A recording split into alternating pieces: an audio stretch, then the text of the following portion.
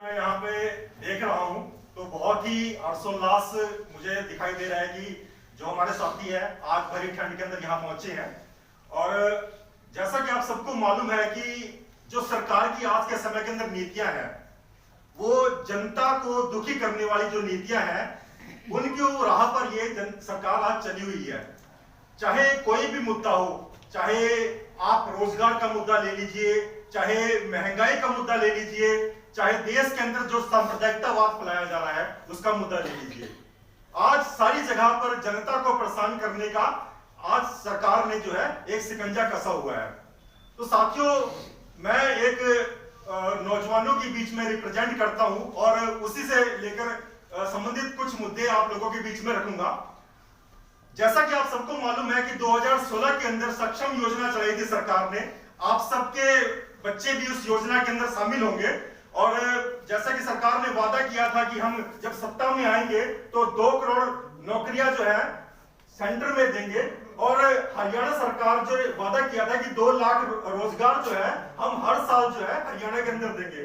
परंतु हो क्या रहा है, सरकार ने नौजवानों को लगा दिया है सक्षम योजना के नाम पर। सक्षम योजना के नाम पर नौजवानों को लगाकर तो वहां पर कह दिया है कि आप लोगों को 3 साल या 35 वर्ष तक का ही रोजगार मिलेगा। 3 साल के लिए उन लोगों को इस तरह से धड़ धड़ के धक्के खिलाए जाते हैं। 5,000 6,000 रुपया उनको जो है भत्ता दिया जाता है और उनसे काम लिया जाता है 8-8 घंटे 9-9 घंटे का। तो आप लोग समझ सकते हैं कि देश के अंदर कितनी बेरोजगारी है और उस नौजवान को मजबूरी में वो काम करना पड़ रहा है। क्यों काम करना पड़ रहा है? क्योंकि उनके पास खाने के लिए कुछ नहीं है। अगर वो घर बैठेगा तो वो परिवार कैसे चलाएगा? 35 साल की जो उम्र है, 35 साल की उम्र में परिवार हमसे जुड़ जाता है। बहुत से नौजवानों के शादी ब्याह हो जाती है उस समय में, तो उनका एक परिवार जुड़ गया, बच्चे जुड़ गए।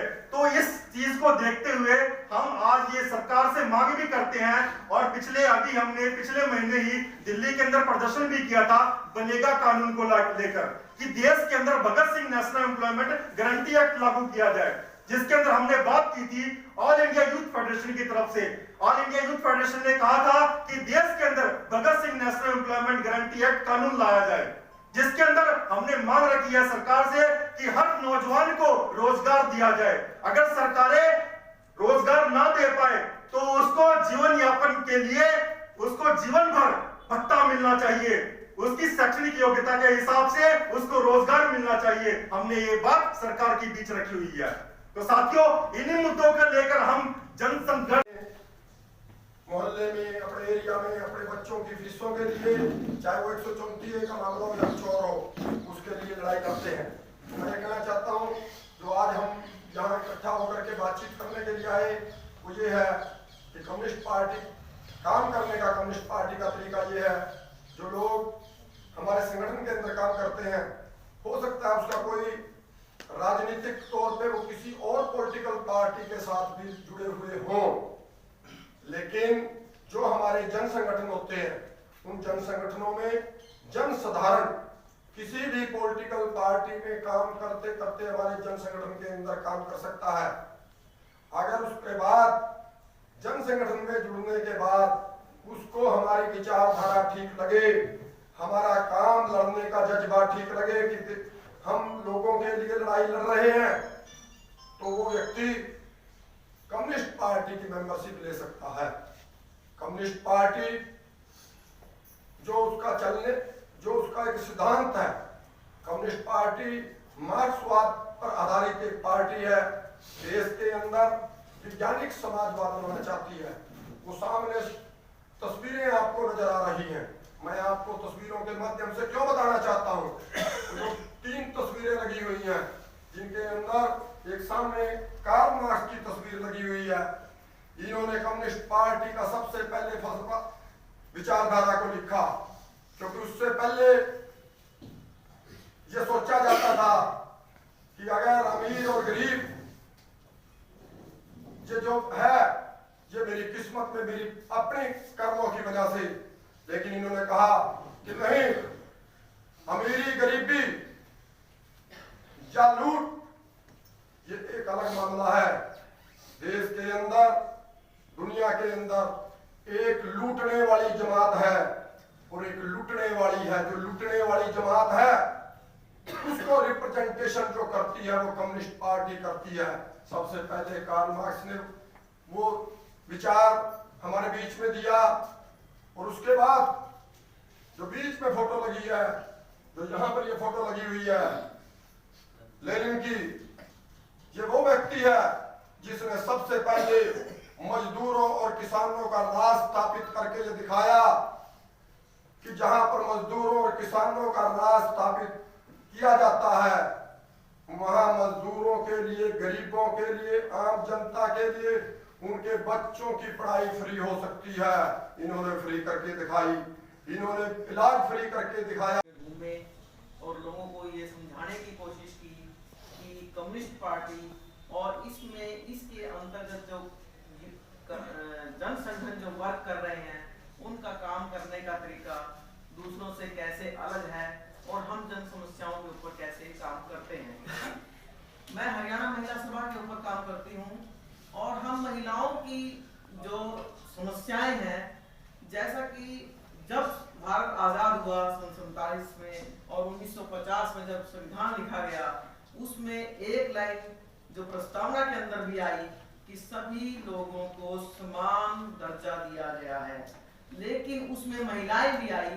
लेकिन आज जो हम स्थिति देखते हैं, महिलाओं की स्थिति समान हमारे समाज के अंदर नहीं है। ये स्थिति को बराबर करने के लिए कैसे लड़ाई लड़नी है, हमने ये संगठन हमारा पूरा जोर लगा करके काम करता है।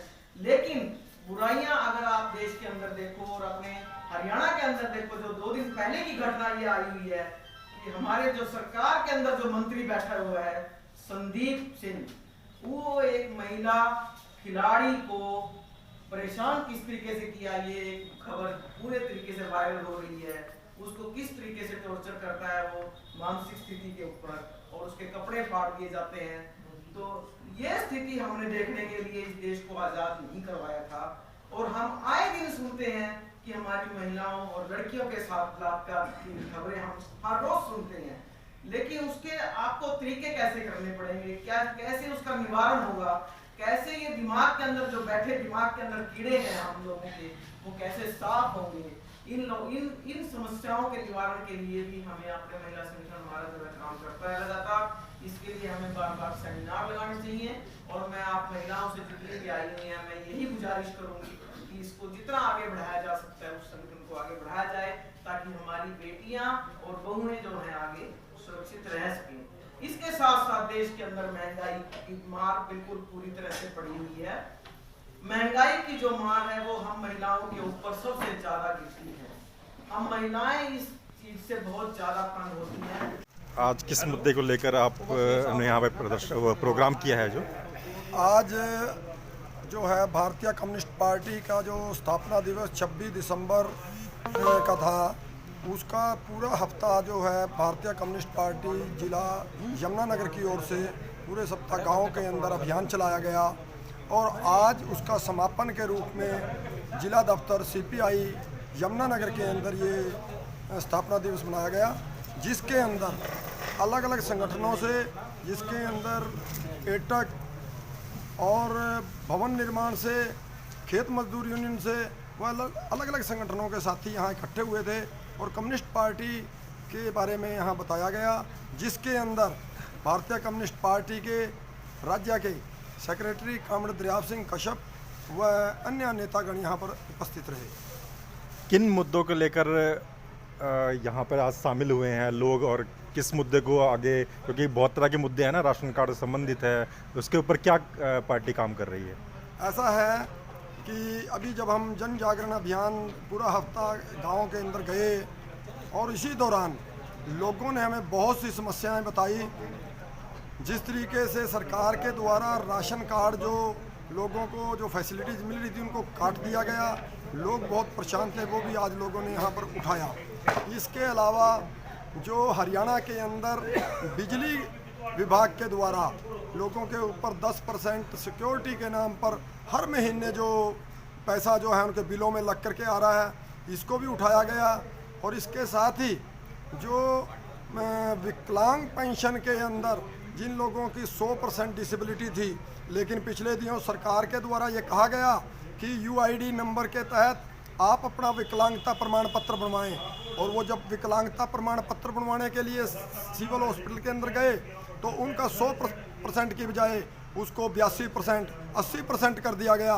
और उसके बाद अब उनकी जो है पेंशन के अंदर जो उनके बच्चों को जो पेंशन मिलती थी वो काट दी गई। और इसके अलावा जो बसों के अंदर जो किराया उनको मुफ्त था वो ख़त्म कर दिया गया। इस मुद्दे को भारतीय कम्युनिस्ट पार्टी के द्वारा अब उठाया जा रहा है और आइंदा जो कम्युनिस्ट पार्टी अपनी रणनीति तय करके पूरे हरियाणा के अंदर इसके अंदर अपना आंदोलन चलाएगी। आपका नाम बताइए। धर्मपाल चौहान, जिला सचिव CPI यमुनानगर। तो आज जो प्रोग्राम रहा है तो इसके ऊपर पार्टी का आगे क्या रणनीति रहेगी?